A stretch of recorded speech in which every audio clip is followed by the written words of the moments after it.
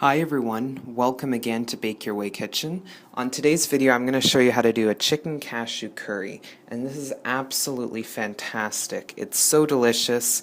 All the ingredients are available, as you know, at bakeyourway.com, and I've got my food processor here, and what I'm going to do is make a paste for our chicken thighs that we are going to be using later on, and it's so easy and simple. And as I mentioned, this is one of my favorite chicken dishes, and I highly recommend you give it a try. So what I've got is some toasted cashews that I toasted myself, and I'm simply giving it a head start, putting in the food processor. And you will need a food processor or some type of blender for this, and you want to basically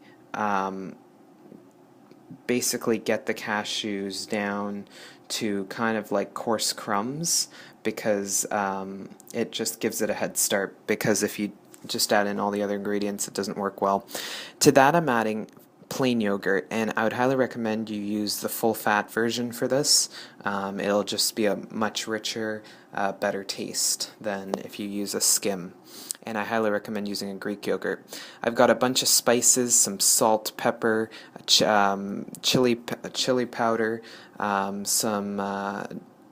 some chili paste, and all that will be available in the description below, as well as some parsley.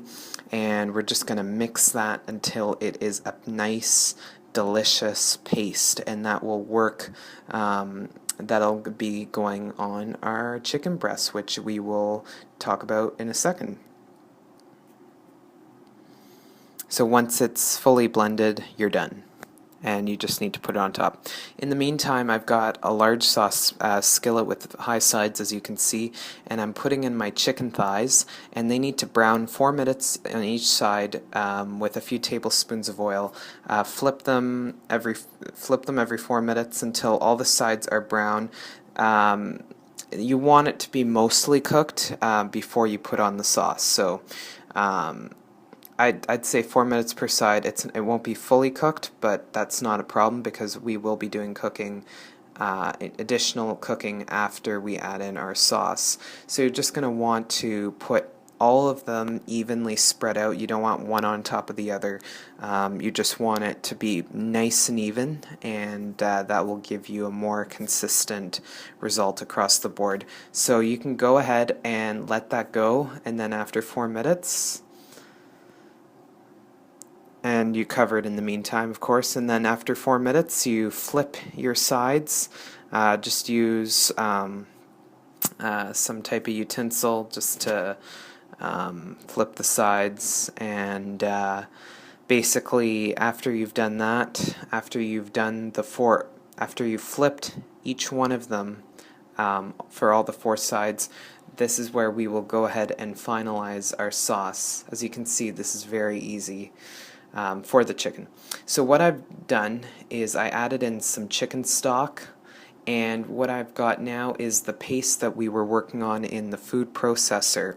And simply what you need to do is get all that stuff out, and what you're going to want to do, using a spatula or some type of utensil, smear it evenly across the top of the chicken breast, and don't worry, that flavor is going to be spreading later on, so no need to panic. It's going to work. If you just spread it over the top evenly, it's going to work perfectly.